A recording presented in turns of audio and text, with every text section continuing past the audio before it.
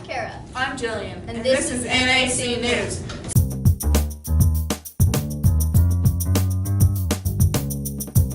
So, Kara, did you hear about the astronaut who discovered a flower living in space? Absolutely not. But here's Maddie with more.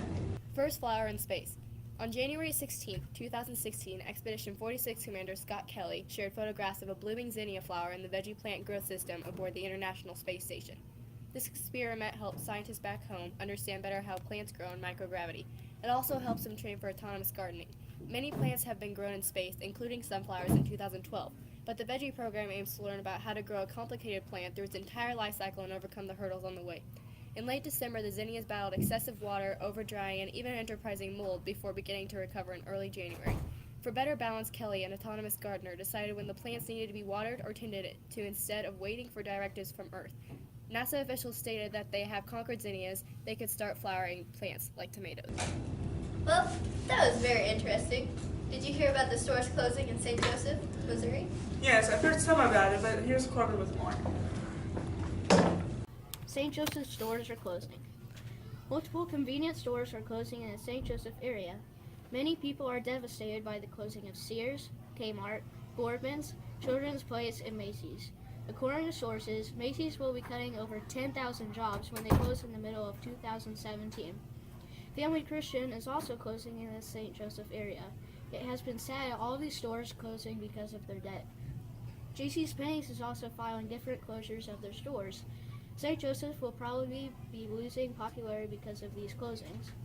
Hopefully some of them will be able to recover in the future. Until then, we will have to find new stores to take over. That was very sad. Did you hear about Cyclone Debbie? No, but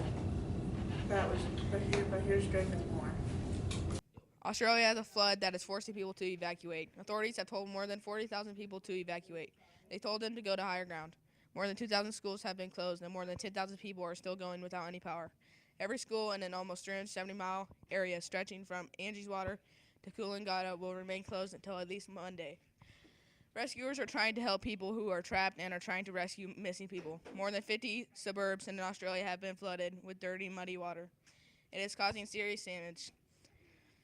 People who have fled to higher ground brought as many possessions as they could fit into their car and came back to look at that damage. It is still bringing misery to people. In Australia, tropical cyclone Debbie slammed into the northeastern during the midday Tuesday. Wind gusts as high as 161 miles per hour in Australia, Peru, and Mongolia said at least one death is blamed on the storm and more than 25 residents evacuated. And Marcaria was the first disaster to hit Australia in 2015. Made landfall just north of Rockhampton, which is south of where Debbie was moved. What could we do here in America to support the victims of the floods? It seems like usually there are groups that go in, like I'm trying to think, Samaritan Ministries. There's the Red Cross, so you could make donations. I'm sure, things like that. Again, another sad and depressing story. But wait, Kara, do you know about the Pyramid of Giza? all I know about it is that it's in the desert. Well, here's some more about it. Take us to that, Cape Jade. Newcomer in the midst of the largest on-site antiques laboratory, which has been installed to restore the location's second largest boat in the age of the pharaoh. The vessel is believed to be the ceremonial boat of Pharaoh Cheops, known for building the largest pyramids in Egypt. The process funded by the Japan International Corporation Agency and the Higashi Nippon International University is set to complete the international phase of repairs by 2020 of this 450-year-old vessel. I know more about this now, so let's go to the trafficking in South Asia. Take us through that, Sam. Action. Trafficking from South Asia to the Middle East is a serious problem, with about 200,000 people trafficked over 20 years. There has been around 3,400 children over the last 10 years. The minimum number of persons in in forced labor in the Middle East and North Africa is around 230,000 people. The people being trafficked are normally women and children. They use exploitation to make the people do what they want. Exploitation can include prostitution, forced labor or services, slavery or practices similar to slavery, servitude, or the removal of organs. Human trafficking dates back to 1400 and before. It was dying out for a while with only a small percent of people still participating, but it has once again sadly grown in popularity. Do you know about human trafficking that's happening in the Middle East? I'm aware it's happening, but I do not know much of what's going on currently. It is a huge outbreak, especially in the Middle East. A lot of people are being harassed and taken advantage of in public and then put into the human trafficking system. Okay. So do you know anything about the specific ages that they're targeting for this? I would guess it would be teens, but I'm not sure. Yeah, mostly teens and young children and women in general. And one more question, what are your personal thoughts and views on it? I think it's very scary and very terrible, and it makes me think of my own children and students, and it's just heartbreaking. That was interesting. Did you hear about the delay of Trump's wall?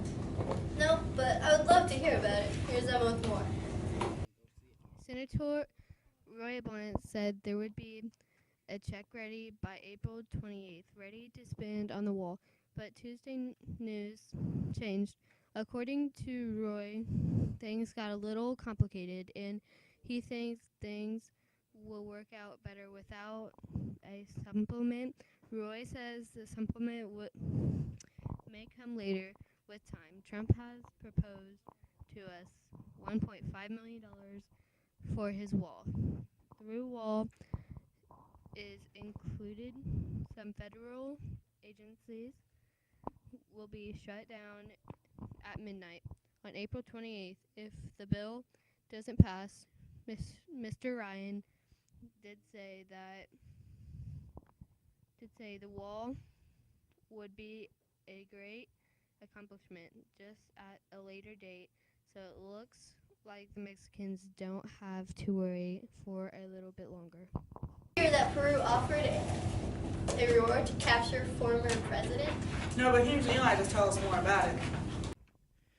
Peruvian authorities moved quickly to detain a former president tied to a region-wide graft scandal, offering a $30,000 reward for his capture and alerting Interpol that he may be in the U.S. or Israel. Toro is accused of taking some $20 million in bribes from Acrobat to favor the company, so it could win a contract to build a highway from Brazil to Peru's Pacific coastline. Authorities have also approached Israel because they say Toro may have plans to take advantage of his wife dual allegiance Israel citizenship to seek refuge in the country. They do not know when they will get him. He is a tricky man to find and capture. They are asking other countries that they believe that he is in and may be hiding there.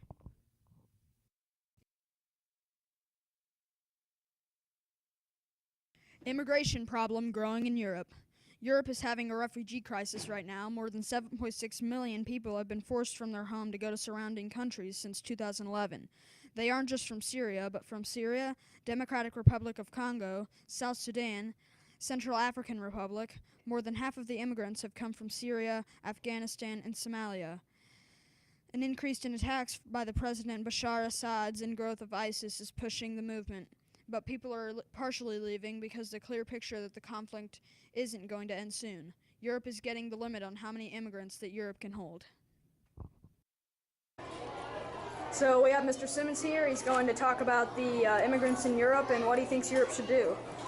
So what do you think about the immigrants in Europe? Well, I really have a tough time discussing that because some people in our family think that they should be allowed, others should not. But I don't think we should be letting the immigrants in because we do not know at this point in time how to distinguish between the radicalist Islamics and just the Islamic people. Right now, I really think what If I was trying to do it, I think Europe, these countries that in the states that they're coming from, should put up maybe some types of camps, and maybe we could send military people over to protect them there in their own countries, give them water, shelter, food, things that they need, and not let them come to our countries. Okay, I think that's the biggest thing that I think that what we should do and what Europe should start doing too as well. Okay, that covers it. So that covers it all then, so thank you. All right. Nice job, Owen. Did you hear about the Russians rigging the election? No, but here's Ashley with the story about it. Back in November, the presidential race was coming to a close. Clinton was predicted to win, but then there was an upset. Trump had become president. Trump winning had everyone wondering how. Suspicion rose that Russia had something to do with Trump winning. Earlier this week, Mr. Spicer, the press secretary... Report the facts. The facts are that every single person who has been briefed on this subject has come away with the same conclusion. Republican, Democrat... Condi Rice did not support this president.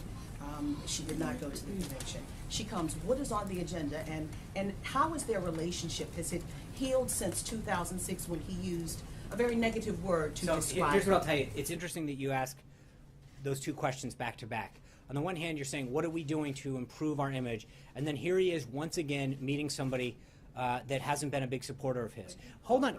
But April, hold on. You're trying to make sure that whatever image you want to tell about this White House stays, because at the end of the day, let me answer. Okay, but you know what? You're asking me a question, and I'm going to answer it, which is the president. I'm sorry. Please stop shaking your head again. But at some point, the reality is that this president continues to reach out to individuals who've supported him, who didn't. Trade will be a major excuse for the leaders of the world's two biggest economies as the Doherty matters of North Korea ties got off to a rocky start when Mr.